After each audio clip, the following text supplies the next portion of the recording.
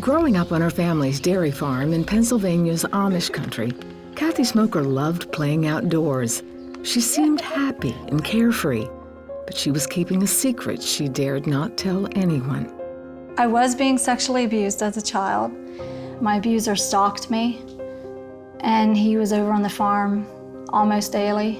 It was a very close neighbor.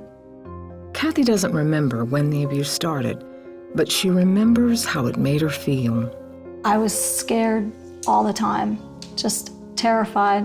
You know, it got to the point where I didn't want to go outside alone because if he was over, he would find me. And so I was always looking over my shoulders. Anxiety and fear and a lot of confusion. Kathy tried hiding, but the man always found her. He convinced her that what he was doing was okay.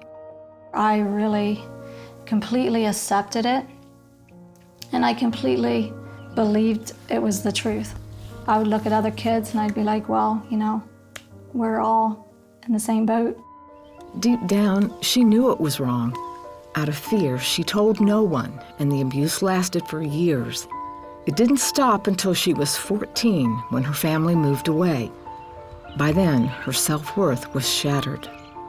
Well, as a teenager, I had just an extreme amount of anger and self-loathing. I really did have a lot going for myself, but I didn't see it, couldn't see anything good in myself. She was also overwhelmed with fear.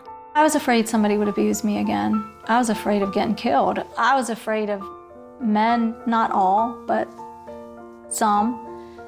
And I always had this fear that somebody was stalking me. When she was 18, she left home and moved in with a friend.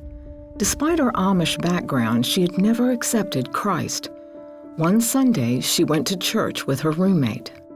I just wanted to know something greater than myself. Desperately wanted that, because myself wasn't doing very good. She gave her life to Christ and left the Amish way of life. As a believer, I discovered that I need to really seek God with all my heart. I got to the place where I trust God.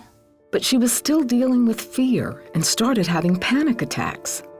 Now 22, she married an old friend named Benji. She had never told anyone about the abuse, but she felt she had finally found someone she could trust.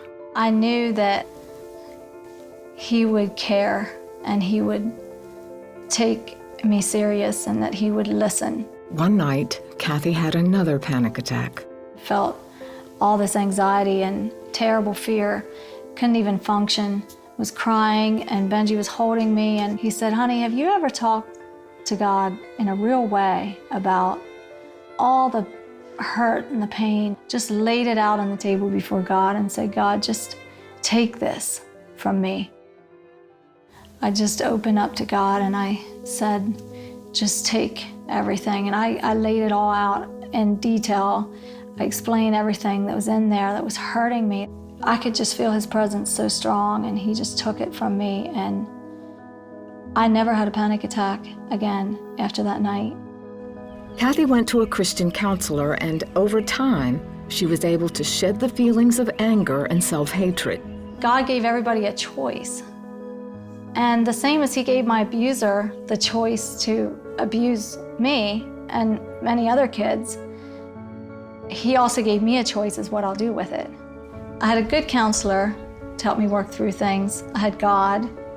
I just had people around me that were very key in helping me on my healing journey. Today, she and Benji have 4 daughters, and Kathy mentors young women who are survivors of sexual abuse.